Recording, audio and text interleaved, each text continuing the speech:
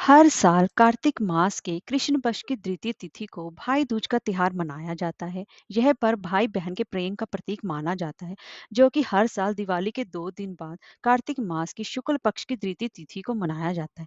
लेकिन इस बार 2 दिन द्वितीय तिथि का संयोग होने से गोवर्धन पूजा और भाई दूज की तिथियों में इसका प्रभाव पड़ रहा है। तो दोस्तों, आज की हम इस वीडियो में जानेंगे कि इस साल भाई दूज का पर्व कब मनाया जाएगा और भाई दूज पर तिलक का सबसे शुभ समय क्या रहेगा, और इसी के साथ-साथ भाई दूज पर पूजा विधि क्या रहेगी। तो चलिए वीडियो शुरू करते हैं। दोस्तों, अगर आपको हमारी ये वीडियो अच्छी लगी हो तो लाइक, शेयर और सब्सक्राइब करना ना भूलें। तो दोस्तों, कार्तिक मास के शुक्ल पक्ष की द्वितीय तिथि जो कि 14 नवंबर दोपहर 2:36 पर प्रारंभ होगी और इसका समापन 15 नवंबर की दोपहर 1:47 पर समापन होगा। तो ऐसे में यमराज जी जो कि अपनी बहन के घर कार्तिक मास की कृष्ण शुक्ल पक्ष की द्वितीय के दिन घर पर दोपहर के समय आए थे और बहन की पूजा स्वीकार कर उनके घर भोजन किया था। इसी साल भाई दूज पर कार्तिक शुक्ल पक्ष की द्वितीय तिथि 2 दिन यानी कि 14 और 15 नवंबर दोनों दिन दोपहर के समय ही प्राप्त हो रही है। ऐसे में आप चाहें तो दोनों दिन इस पर्व को मना सकते हैं, लेकिन शास्त्रों में कोई भी व्रत त्योहार उदय तिथि में मनाना सबसे ज्यादा श्रेष्ठ माना जाता है। इसीलिए इस बार उदय तिथि के हिसाब से 15 नवंबर बुधवार के दिन ही भाई दूज का पर्व मनाया जाएगा।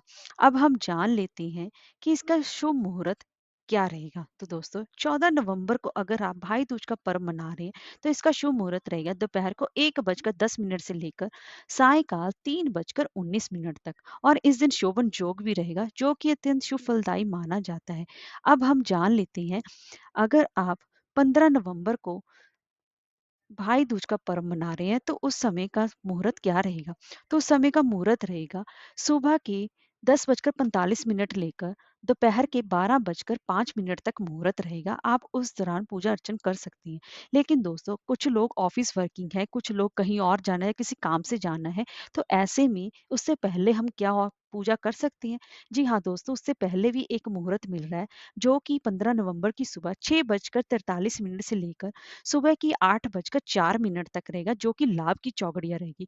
उस समय भी आप अपनी बहन से टीका लगवाकर अपने काम पर जा सकती हैं, इसमें आपको कोई भी दोष नहीं लगेगा। और दूसरा मुहूर्त है, अगर इतनी सुबह भी आप नहीं कर पा रहे हैं, तो दूसरा मुहूर्त है सुबह के ही 8:04 से लेकर सुबह के ही 9:04 तक, जो कि अमृत की चौकड़िया है। आप इस मुहूर्त में भी अपनी बहन से टीका करवा सकती हैं और अपना सारे कार्य और पूजा संपन्न कर सकती हैं।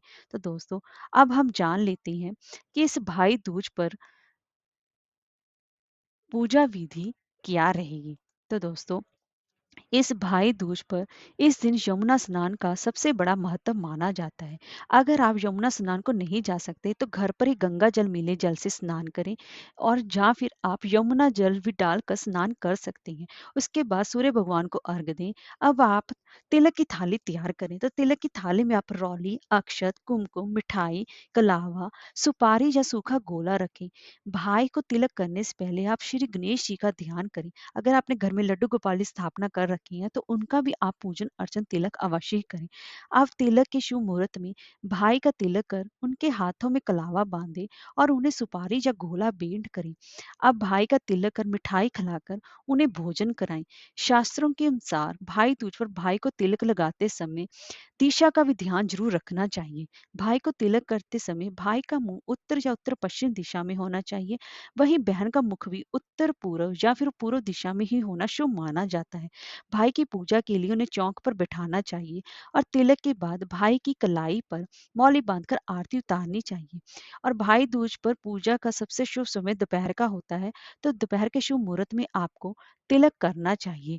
अगर आप दोपहर के समय पूजन अर्चन नहीं कर सकती तो आपको सुबह के जो मैंने आपको मुहूर्त बताए हैं, आप उसमें भी पूजन अर्चन कर सकते हैं। ऐसा करने से यमराज जी की कृपा से कभी भी आपके भाई को यमराज का मुख नहीं देखना पड़ेगा और आप भाई बहन पर भगवान की कृपा बनी रहेगी। अगर आपको हमारी ये वीडियो अच्छी लगी हो तो लाइक, शेयर और सब्सक्राइब करना ना भूलें। हरे कृष्णा।